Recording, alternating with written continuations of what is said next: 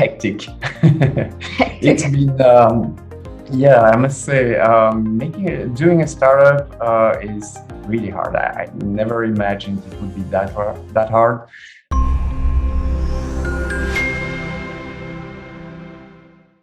Hello and welcome to the interview series of Inventiva magazine, where we talk to young and bright entrepreneurs and they tell us about their startup journey and how they got to where they are today.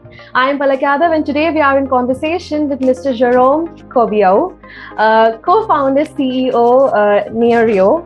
Neareo is an HTML-based solution allowing marketers to deploy retail payment at scale using automated chats, location-based services, and interactive media content.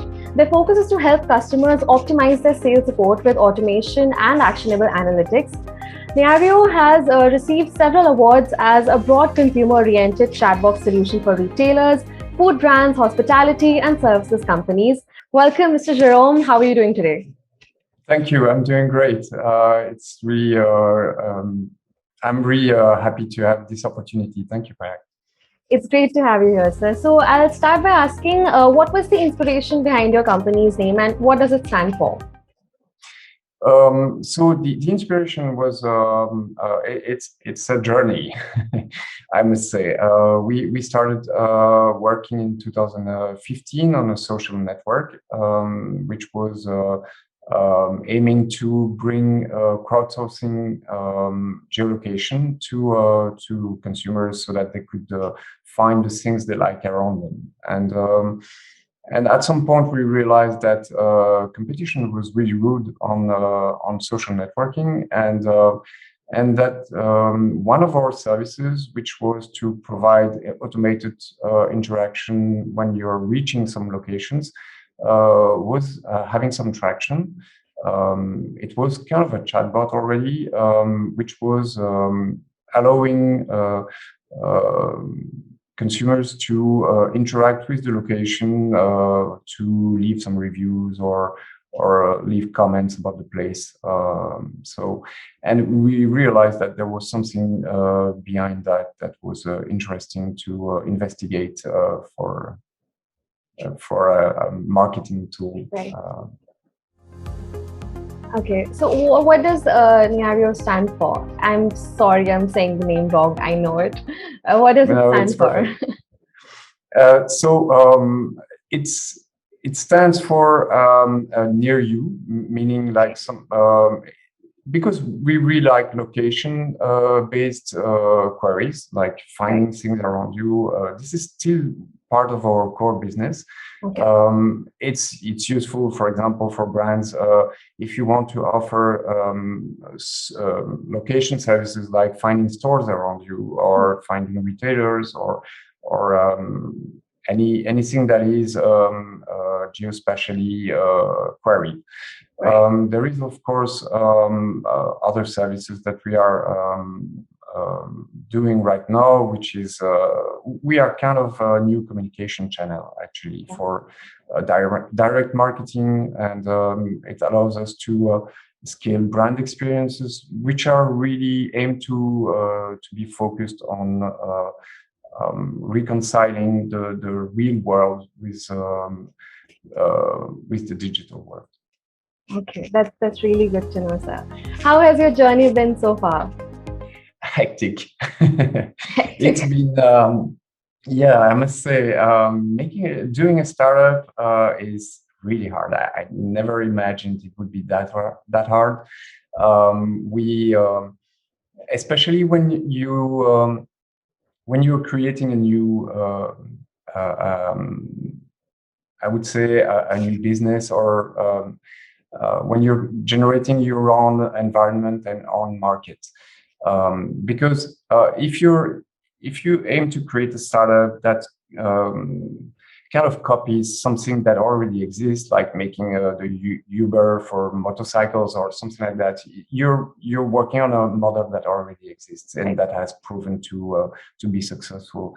It's much harder if you have an idea where you want to create something that doesn't really exist. Because you don't know how to build it, which is the most difficult part, is to create the product and to have a fit with the market. So that's probably the hardest part. But yeah, there are some great things as well.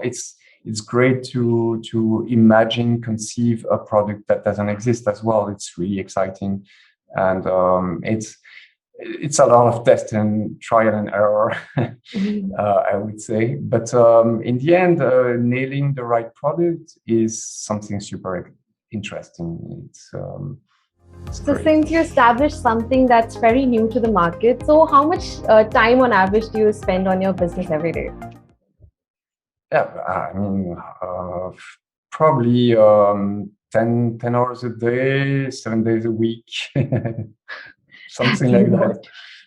Yeah, I would say it depends. Sometimes I took a break recently because I was really, really tired. But yeah, it's been an interesting year, especially with COVID and the way that we had to bring something which was matching the needs of our customers. So, as we know that COVID-19 has affected a lot of businesses, so how did it affect yours, and how did you cope up with it? On some points, it didn't change things too much.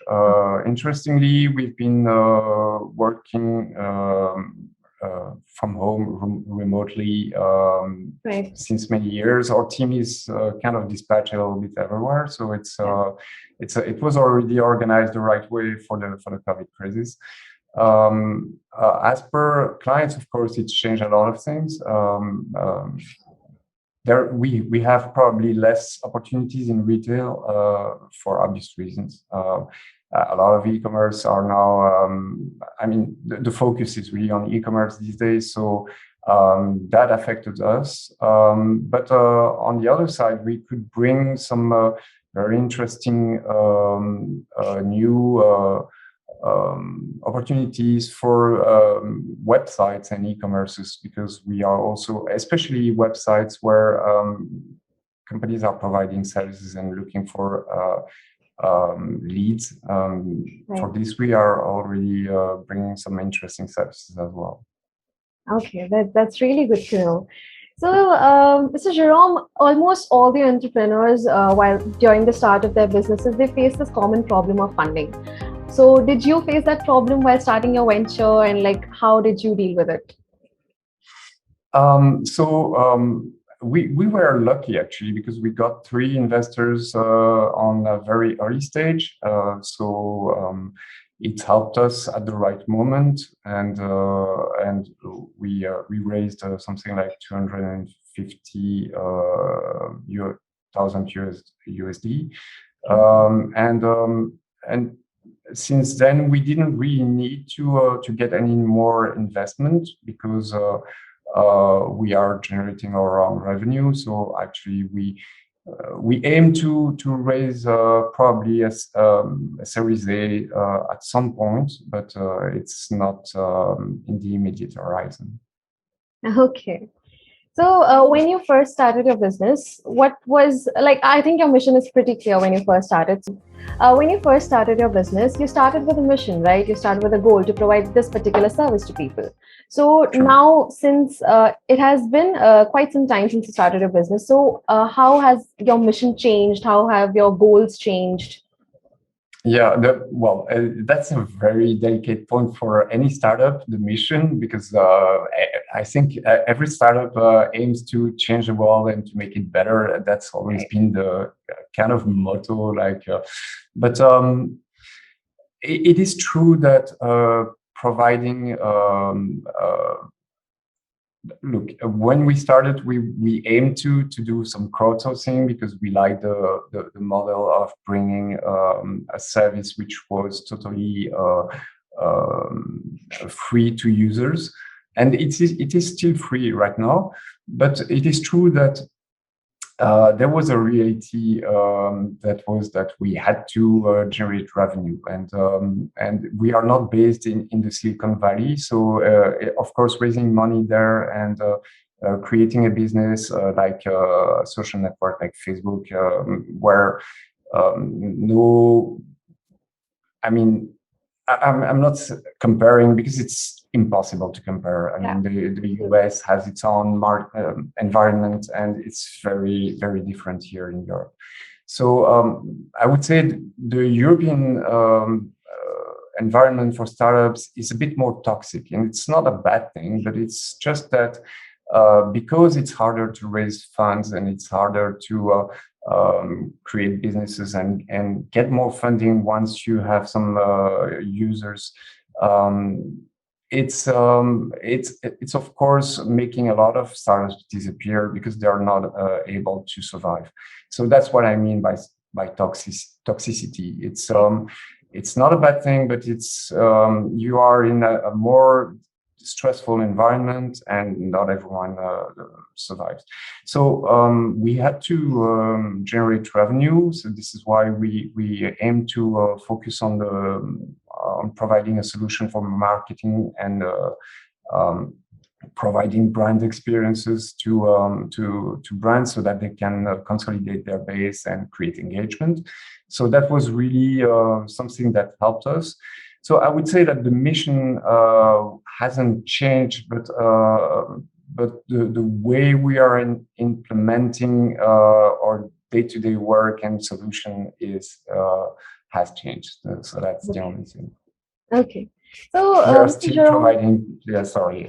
No, I was sorry. Please continue. I just wanted to add that yes, as per the mission, we are still trying to make the customer happy, and that's the most important. All right. So, Mr. Jerome, what would you say would be the best moment that has been throughout your journey in your business venture? Well, there's a lot of good moments. Of course, you mentioned those awards, and it's kind of for the team. It's really something which is important because it shows that all this work that we are doing has been rewarded some way. Yeah, I would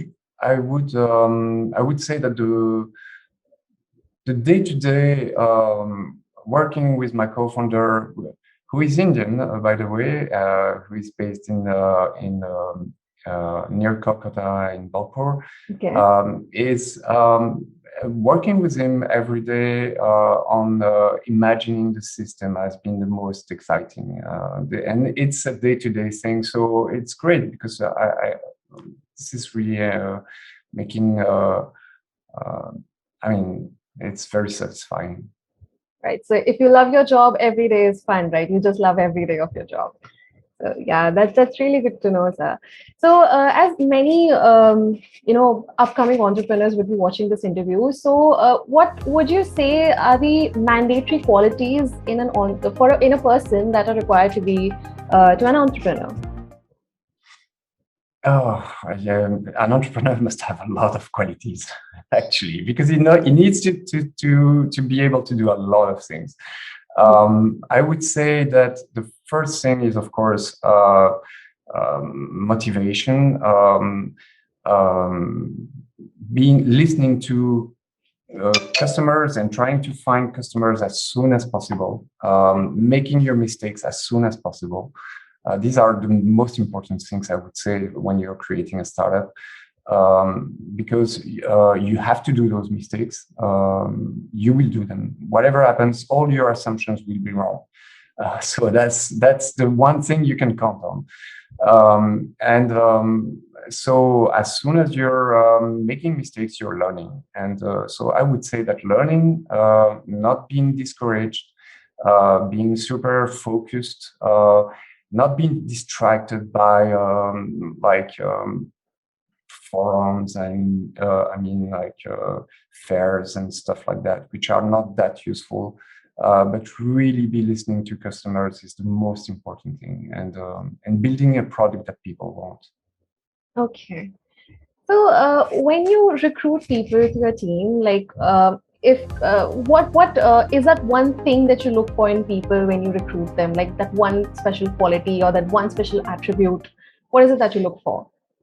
Yeah, I would say again, motivation.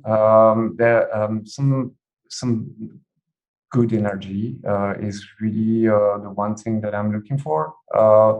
And the capacity to be autonomous is very important. Yeah, these are really qualities because, for example, if I'm looking for someone who is interested as a marketing solution, we are looking for people, especially in the marketing sector, and mostly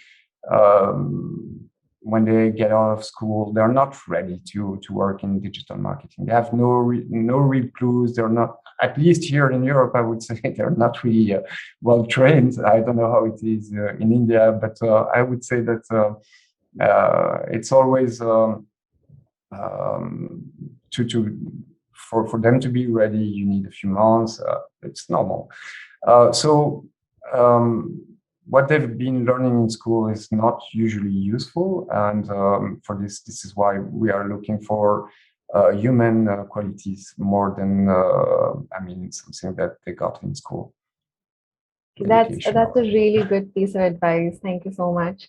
And I won't keep this interview pretty long. I'll just move on to the last question, and then we'll wrap it up.